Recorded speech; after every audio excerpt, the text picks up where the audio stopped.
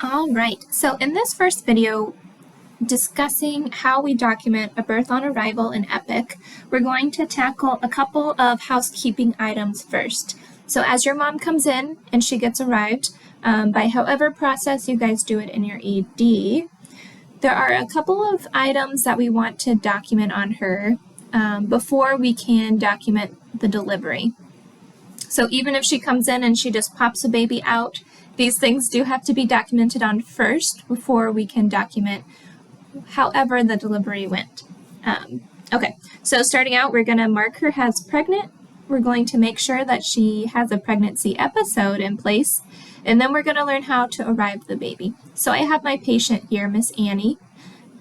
I'm going to go into her chart. In the triage section, you're going to see OBGYN status. I'm going to click that, and it's going to ask me, is she pregnant? And currently, Annie is pregnant. We can ask Annie her estimated due date. She tells us it's coming up at the end of this week. Oops. Right? We can also ask her LMP if she knows it. If it's unknown, we would just click unknown. All right. And then our next step is to go into her OB information and to document that she has a pregnancy episode. So to do that, we go to this additional activities down arrow. We're going to search for OB information. It may be all the way down your bar here because you guys may not use it very often. So less used items fall down to the bottom. I'm going to click that OB information, and it's going to pop up as episodes first because we really can't move forward unless we have a pregnancy in place. So what I have to do is just click this new pregnancy episode. Okay. And there it is, right? So now she's marked as pregnant. We have a pregnancy episode in place, and we're ready for the delivery. You could even, I'm just going to show you what this looks like. We can go to delivery summary, which is where we document the delivery, but it's going to show this page. And to you right now, it may not appear to be lacking anything, but it is lacking a lot of information because we actually don't have a baby here linked to her. So it's not going to allow us to move forward. So from this page, we want to either wait until the baby delivers, or if it's already delivered, go ahead and get the ball rolling. So Annie already delivered for us. So what we're going to do is now arrive her baby. And we do that the same way that we would arrive Annie. So I'm going to go to arrivals. I'm going to go ahead and type in what I would assume to be baby's name. And I'll talk to you about the naming in just a second. So it's going to say there's no patient under that name. I'm going to continue, and this is where I'm going to do a new patient. So this is super important, and this is where we have to document and chart the correct naming. So for our babies, we want to do mom's last name, order of birth. If you have multiples, like twins, that would be A or B, gender at birth, and then mom's first name. So this is how all of your babies are going to be named. So for today, Annie's last name is Arbonnet. Right. I'm going to do a comma, and remember this was where we would put order if it's baby A or baby B. For now, we have a singleton. She had a baby boy, so we don't need to put that for this baby. So we're going to go ahead and move on to the gender, which was boy. And then I'm going to do Annie's first name, which is a little complicated for her, but that's okay. So I have Arbonnet, comma, boy, Annie, UMed, and then of course the F there. It's going to want me to fill in a social security number, which we don't have, the gender, and then the birth date. which is today. And then I can click New.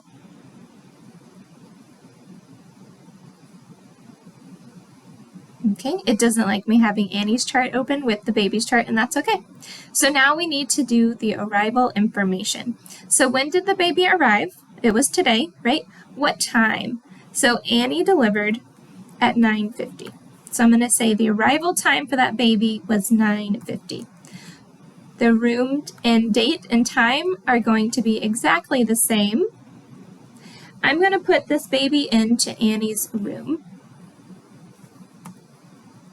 You always put baby and mom in the same room in the system. Means of arrival. How did this baby arrive? We're going to say other and birth on arrival because it came in through her. Point of origin. You can say born inside this hospital. And then accept. If the baby was born outside, maybe in the ambulance, in a car, in the parking lot. But today we made it to the bed. Yay for us and Annie, right? And then I'm going to continue. It's going to warn me that I'm putting this baby in with another person, which is Annie. You just confirm and say, yes, I want to continue. So now we have arrived the baby. So I'm going to exit out of its chart, and then I'm going to go back to Annie's. In Annie's chart, we're then going to navigate back to our OB information. So I'm going to open that additional activity, find my OB information, and click it, right? And then all the next information is going to come up in another video. So hold on tight and we'll be back.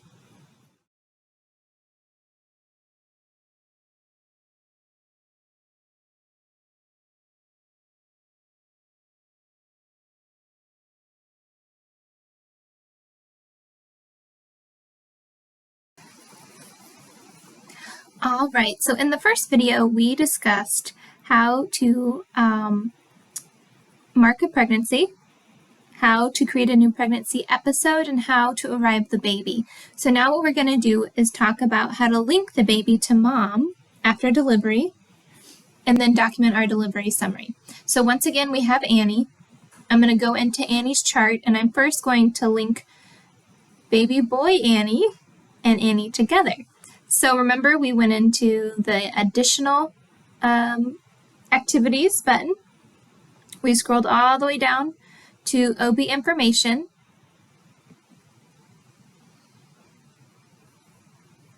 And now I can go to the delivery summary. And inside this delivery summary, you're going to see the button Link Baby. So link an existing baby to this mother. So I'm going to click that button. And then I'm going to type in our baby. So remember, our baby was Air Bonnet, comma, boy, Annie, and then all her fun first names there. So I'm going to find, and there's our baby boy, Air Bonnet, date of birth 9/19. I'm going to select, and now I've linked them together. And you can see that the delivery summary opened up a lot more areas of documentation. So inside this delivery summary, I'm just going to start at the top and document everything that I can about her delivery. So Annie was not preterm, she was full term. So we're going to say no to preterm labor. She told me she did not have any steroids. She had a very healthy pregnancy. So for her, I'm going to put none, but you may put unknown on some. If they do know, you could say what they did. Did she receive any antibiotics during labor? Did I give her any antibiotics? Which I did not, so I'm going to say no. And this rupture of membranes is telling us when did she rupture, when did her water break. So Annie came into us and she had told us that her water broke this morning about 9:30, and that's what prompted her to come and see us. It was spontaneous because it happened all on its own, right? It was clear. There was no odor. So remember, we asked them about the taco, right? Time, amount, color, and odor. And then labor type. Annie was spontaneous. We did not have to induce her. She didn't have a C-section. We didn't give her any medication or augmentation. These things you may not know, and that's 100% okay. The labor nurse who receives her after you transition her, they're going to go in and fill this stuff in too. If you know that she had no complications with you, you can say none. If you aren't sure, you can leave it blank. And then I'm going to go to next. These items you may not know. What you do know is that when she came to you, and it was right about 9:45, she was completely dilated. So I'm going to go ahead and chart that documentation. I'm also going to say she started pushing right around that time as well. I lost my mouse for a second. There we go. Anesthesia, she didn't have anything. She was all natural, right? Because she was in the ED, and most of your patients are definitely going to have none on that. Presentation was baby boy Annie, head down, feet down, bottom down. Ideally, and we're hoping that it was head down. Today, we're lucky it was. I'm going to say I'm not sure about the position because I didn't really catch it on the exit. Or maybe you just aren't sure what these things mean. So you can leave that part blank. That's okay. As long as we know it was head down and the face wasn't coming out first. That would be the brow, the forehead. And then compound would mean there's a hand or something up there with it. Blood loss, we're going to talk about that briefly in just a little bit. Not quite yet. So I'm going to keep going. And I don't know those things, so I'm going to bypass them, and that's okay. Operative, did we do anything extra to get that baby out? Did we use forceps or did we use a vacuum? Today we didn't. It just slipped on out for us. He did a great job, and so did she, right? She pushed. So shoulder dystocia, nope, the shoulder did not get stuck. They came out smoothly. If they did and you clicked yes, it would open up more options for you. The main thing to remember is that we really need to know who was present and how long it lasted, right? So when we document a delivery, we want to make note of the time that the head delivered and the time that the body delivered, and this is why. But we're going to say no. Everything came out very smoothly, all in the same minute.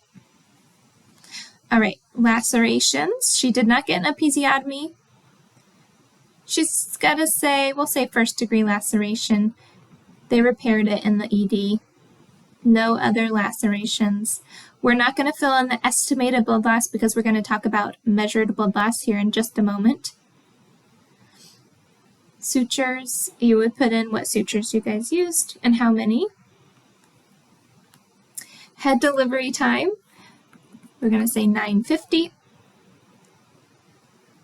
The body delivery time was 9:50. That will auto-populate to whatever you put in for the birth time or the admitted time as well. And then delivery type. How did she deliver? She did a vaginal and spontaneous delivery. Some of this may feel repetitive, but it's important to notate as much as we can. Here you're going to document what provider delivered her.